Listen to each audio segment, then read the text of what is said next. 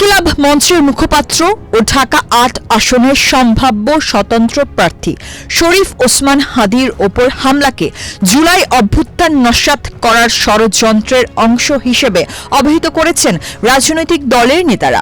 তারা বলেছেন, এই অভ্যুত্থানকে নস্যাৎ করার সকল প্রচেষ্টা রুখে দিতে রাজনৈতিক দলগুলো ঐক্যবদ্ধ অবস্থানে রয়েছে।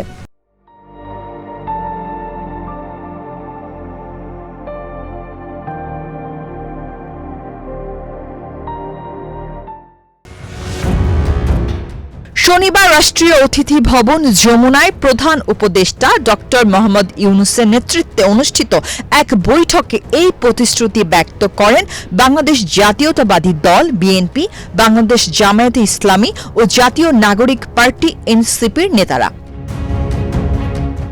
বৈঠকে অংশ নেন বিএনপির স্থায়ী কমিটির সদস্য সালাউদ্দিন আহমেদ ও হাফিজ উদ্দিন আহমেদ, জামায়াতের সেক্রেটারি জেনারেল মিয়া গোলাম পরোয়ার ও সহকারী সেক্রেটারি জেনারেল অ্যাডভোকেট এহসানুল মাহবুব জুবায়ের, এনসিপির আহ্বায়ক নাহিদ ইসলাম ও দক্ষিণাঞ্চলের মুখ্য সংগঠক হাসনাত আবদুল্লাহ, ইনকিলাব মঞ্চের সদস্য সচিব আবদুল্লাহ আল জাবের এবং আইন উপদেষ্টা আসিফ নজরুল।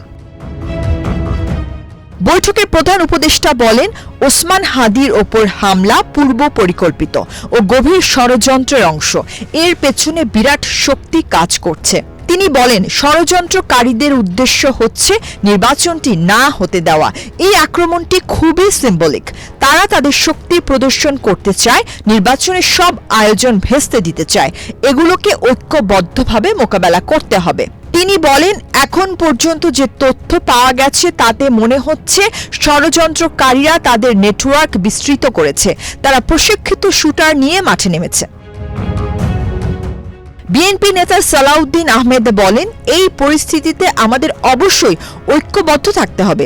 যে কোনো অবস্থাতেই পরস্পরকে দোষারোপ থেকে বিরত থাকতে হবে। তিনি বলেন, ষড়যন্ত্রের বিরুদ্ধে আমাদের ঐক্যবদ্ধভাবে আওয়াজ তুলতে হবে।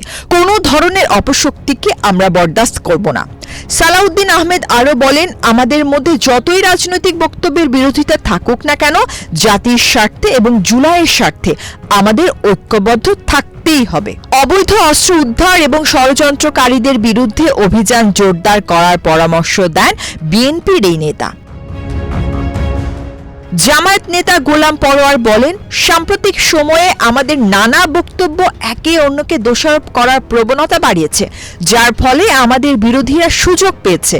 আমাদের পূর্বের ন্যায় ঐক্যবদ্ধ থাকতে হবে। তিনি বলেন, ক্ষুদ্র দলীয় স্বার্থে আমরা একে অন্যকে প্রতিপক্ষ বানিয়ে ফেলেছি।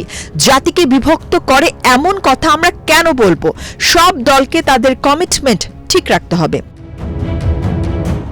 এনসিপি প্রধান নাহিদ ইসলাম বলেন, জুলাই অভ্যুত্থানের পর থেকে কিছু লোক এই অভ্যুত্থানকে খাটো করার জন্য নানা অপতৎপরতা চালিয়ে আসছে। তিনি বলেন, সুসংগঠিতভাবে জুলাইয়ের বিরুদ্ধে ক্যাম্পেইন চলছে। মিডিয়া ও প্রশাসনের নানা স্তরে এই কাজ হচ্ছে। নির্বাচনের পর যারা ক্ষমতায় আসবে তারাও এর ভুক্তভোগী হবে।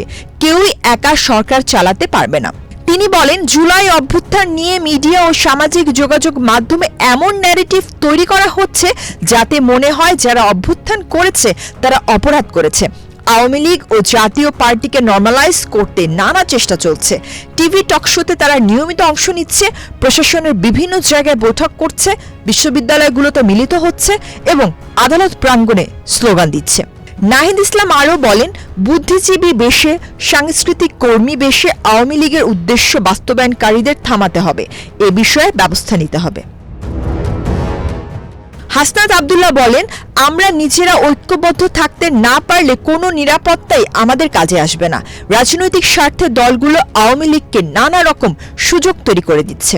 প্রধান উপদেষ্টা বলেন, আমাদের চিন্তা করতে হবে ভবিষ্যতের জন্য আমরা কি করতে পারি।